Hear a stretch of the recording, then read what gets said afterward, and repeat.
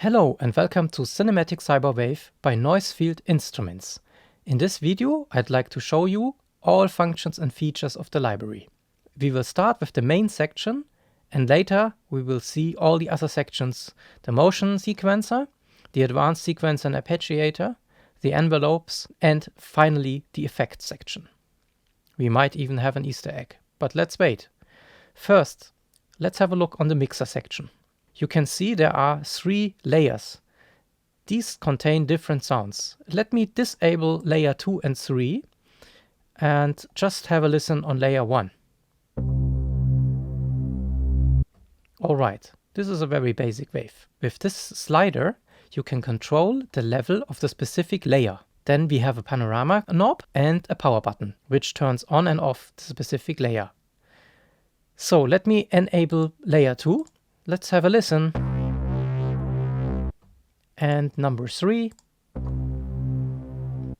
Now let's enable all of them and have a listen. I'm just playing a different note.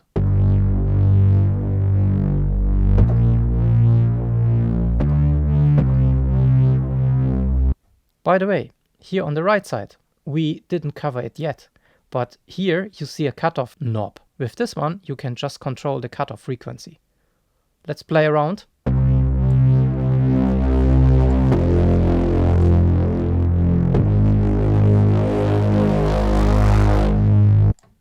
Let me explain the different knobs.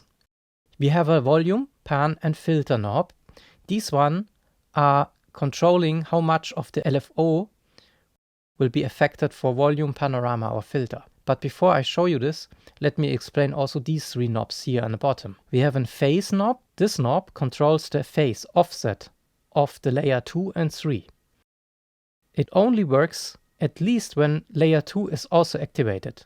Otherwise you won't really hear a difference. Then we have the LFO speed. The speed can be synced with the sync button to the host tempo. If the sync is disabled, the LFO will run freely. Please keep in mind that the LFO is only working if there's a waveform selected. You can change the wave by just clicking and dragging. So let's go and choose the sine wave. We will crank up the volume and have a listen.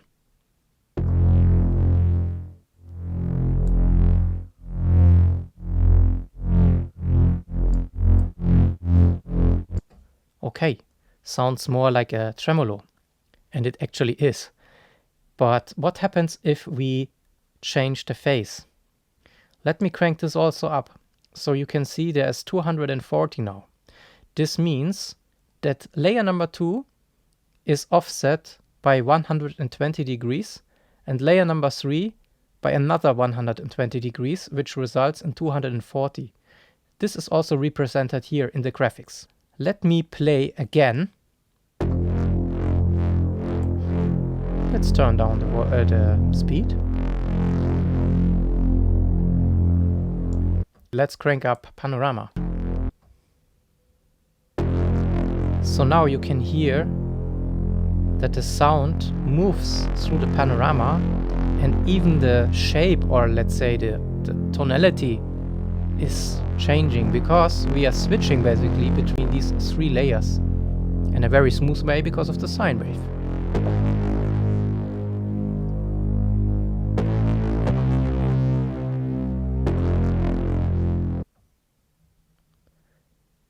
Let's disable pan and volume and crank up filter. Let me pick a different shape. Maybe let's go with the falling saw wave. And first also let's go back to 0.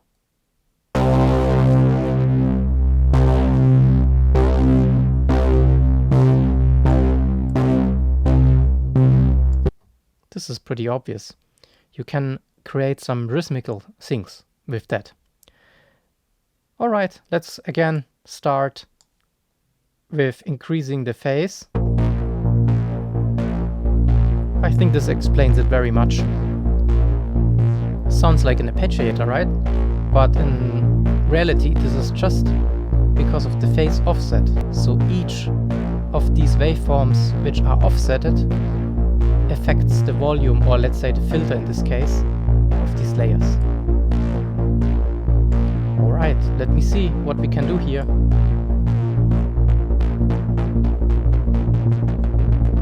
Ah, interesting.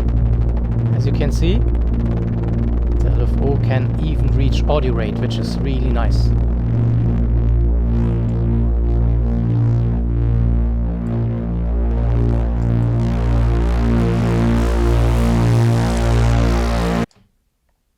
Let's go ahead with the motion sequencer.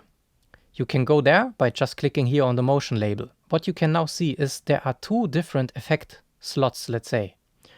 Effect 1 and Effect 2. Both are offering different effects. The first one offers volume, filter and phaser. Let's go ahead and pick filter. Right now you won't hear a change because the effect is not enabled. By clicking here on this first button, you can enable the effect. So now the effect is engaged. And you can choose the frequency and the resonance in this case. And already there is a vowel filter activated. You can click and change the filter again here. Keep in mind this is a different filter from the first one. So we have actually two filters built into this library. Alright, so we have a vowel filter. Let's hear it.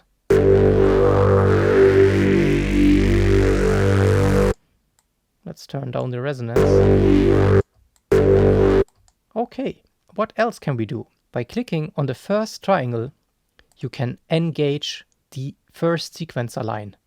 This one will control now our cutoff frequency. Let's go ahead and play.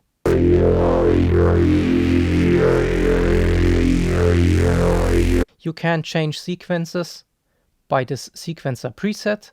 You can change the rate, the length of the full sequence, so the steps basically, and you can smoothen these steps.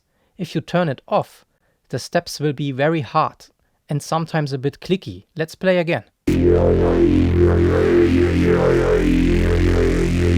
In this case, it sounds pretty okay, because there's already a smoothing algorithm in the filter cutoff frequency inbuilt.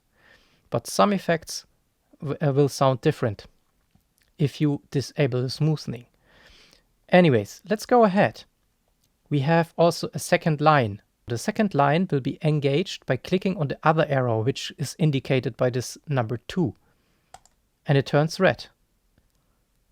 So now these two sequencers are controlling our filter. The first one, the cutoff frequency, and the second one, the resonancy.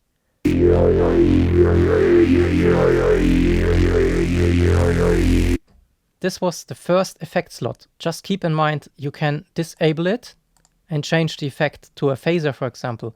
You cannot use them in parallel, at least not for one slot. One slot is only one effect. So if you want to have a second effect, just go on the second slot and enable it. So here we have a screamer, the cabinet, a star gate verb, which is a very special effect for kind of gated reverbs, more later, and the lo-fi section. Let's keep the lo-fi. Here you have 4 different knobs. Just play around with them. Sample rate, bit taps. Okie dokie. So let me enable again the sequencer line.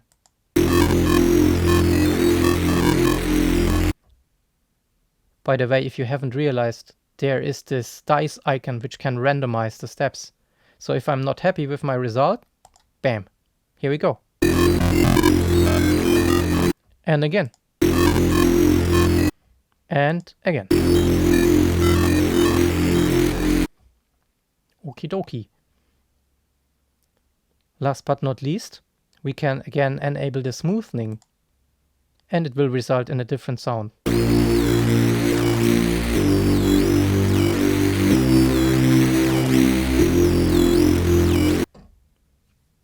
I highly encourage you to play around with the different effects, but for this demo I would like to show you also the star gate verb. Let me turn off the animation here, change to star gate verb. Firstly, we won't activate any sequencer, just have a listen to the effect. Here you can hear it. The reverb is kicking in. By the way, if you are wondering which kind of parameter these knobs are controlling, just hover over it and look at the lower third. There is an explanation here in this area.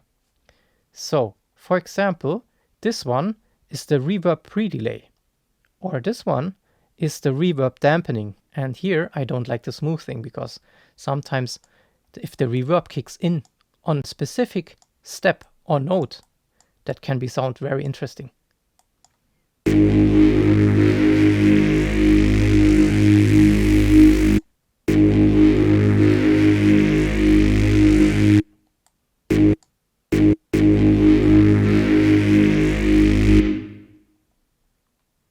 I think you get the idea.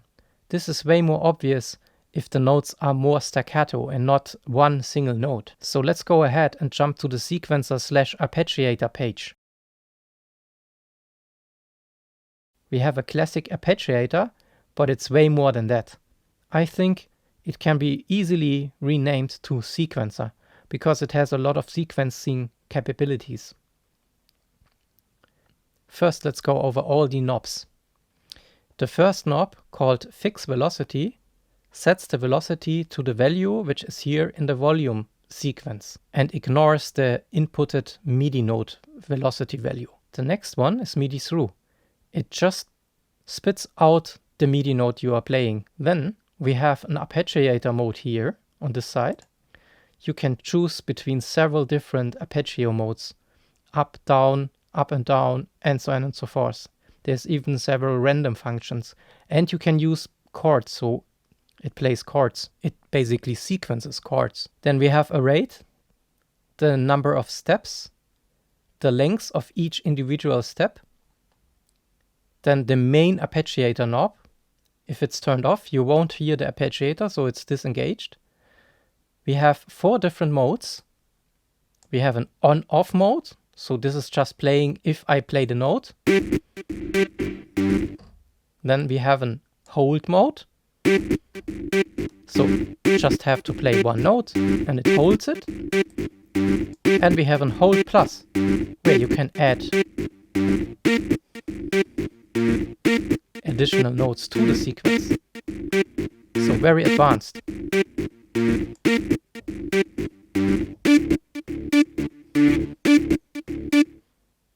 Then we have a swing knob. Here you can enter a positive or negative swing to the individual steps. An octave switch, where you can switch the octave. And we have the strikes knob. This one controls how many notes you want to have per step. If I increase this to 2, each note will be played 2 times.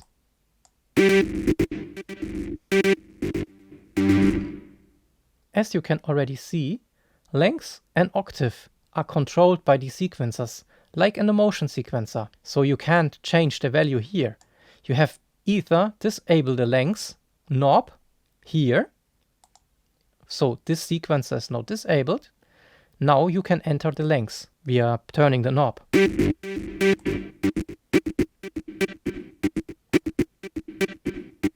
And as we can hear, now the motion sequencer kicks in and you can hear the reverb a bit differently. Of course that should be matched with the sequence. Let me turn it off.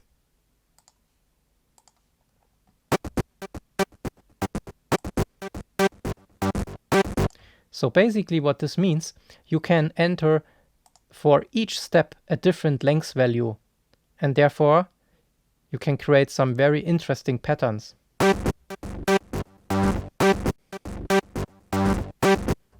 The same for the glide. So glide is just on or off. In this lane, you see there's glide turned on for the first 3 steps. Let's turn them down and just enable glide for maybe 2 steps. Here on this side, you see an additional control. This is the glide time.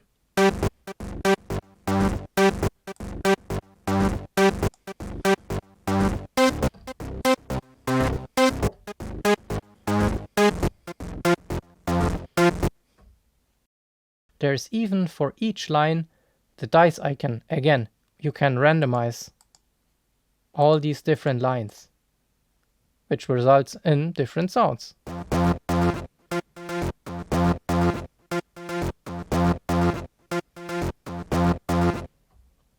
For the next one, we will disable again the Arpeggiator and go over to the envelope section.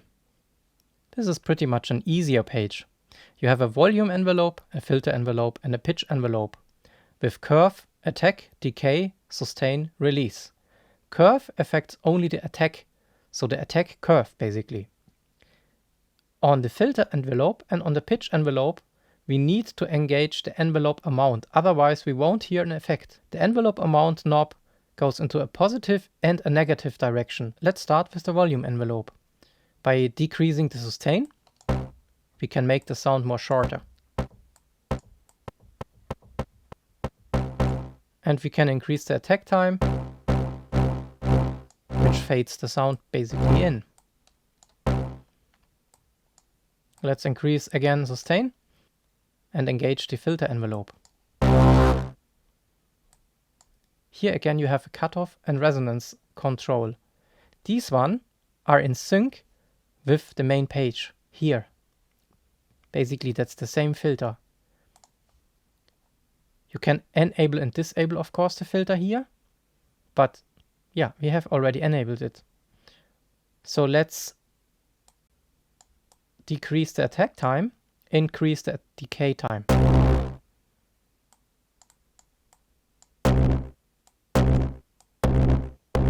And you can hear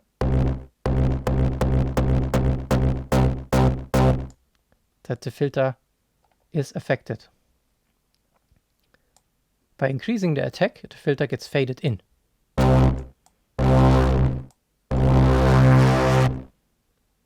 Okay, let's disable the filter and let's engage the pitch envelope. We have a positive and negative direction, as I already mentioned for the filter. Let's go into the negative direction. The attack and decay is already cranked a bit, so let's have a listen.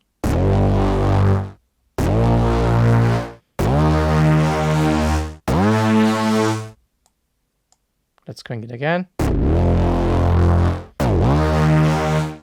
And even more. By the way, if you click on your keyboard on the control key and click with the mouse in the same time on one of these buttons, it gets reset to its default value. So let me do that. Finally, we have the effects section. On this effect page, we have 4 different effects: reverb, chorus, delay, and phaser, which can also be a flanger. You can turn on an effect by clicking on the first icon here, and you can choose a different reverb algorithm. By the way, this is a convolution reverb, so it just basically changes the impulse response by clicking on the reverb type. We even have some experimental ones here. Let's stick with the piano plate. The send knob controls how much of the sound will be sent into the reverb.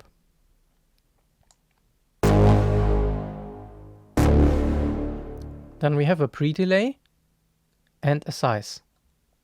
Again, by clicking the command key, including the mouse, you can reset the values.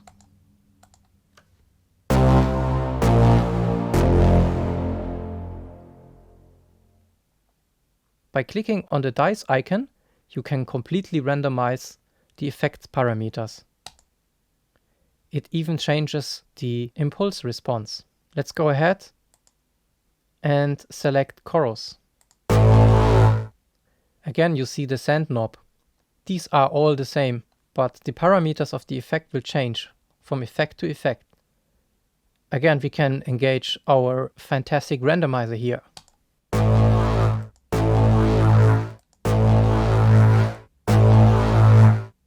Last but not least, we have a delay and a phaser, flanger. Let's start with the delay.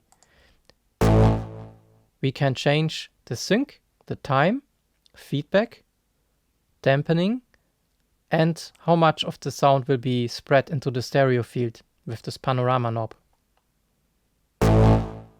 And of course, again, we have a randomizing.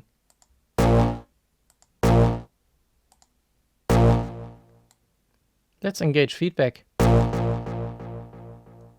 Here you can hear even the dampening effect. Finally, let's go to the phaser and flanger. You can change between flanger and phaser here on the menu.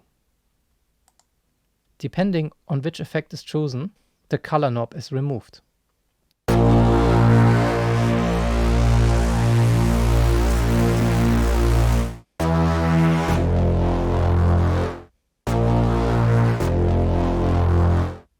Alright, that's almost it.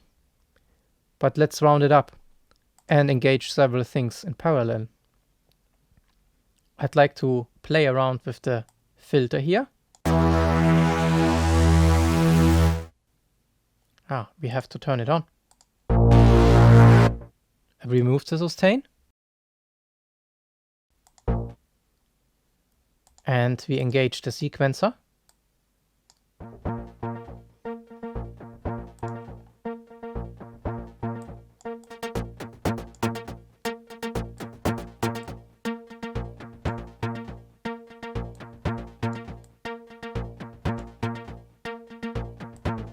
Why not pitch?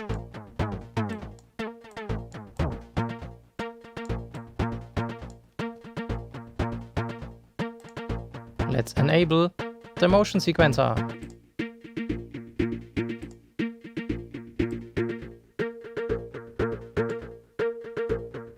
And why not some lo-fi stuff?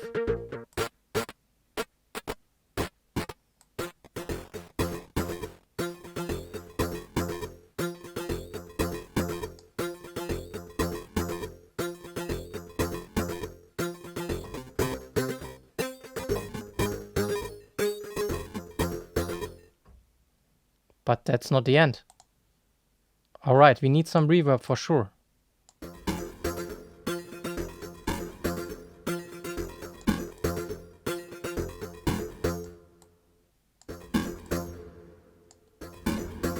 And of course, delay is always a very nice effect. Let's go with 8 notes.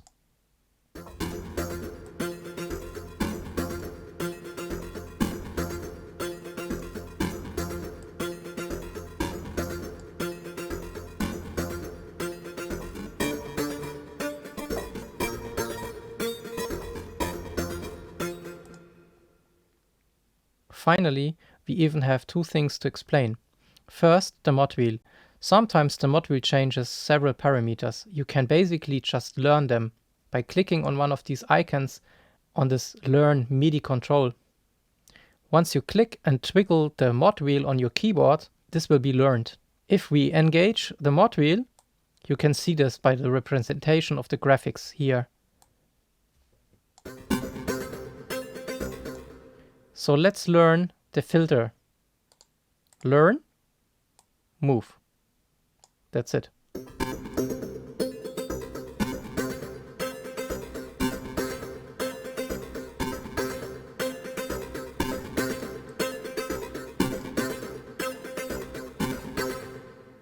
You can even learn more than one parameter. So let's click it again, move it, and you can see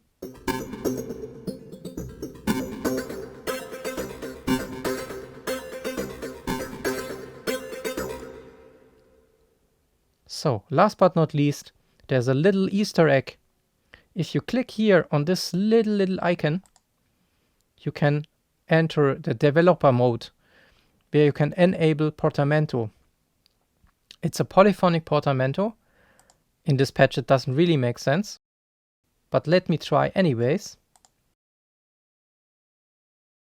Let's go to the Arpeggiator, turn it down. Let's increase our sustain. Getting very loud.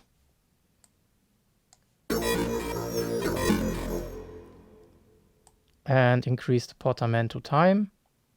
This will be maybe a bit too strong, but you get hopefully the effect. Yes.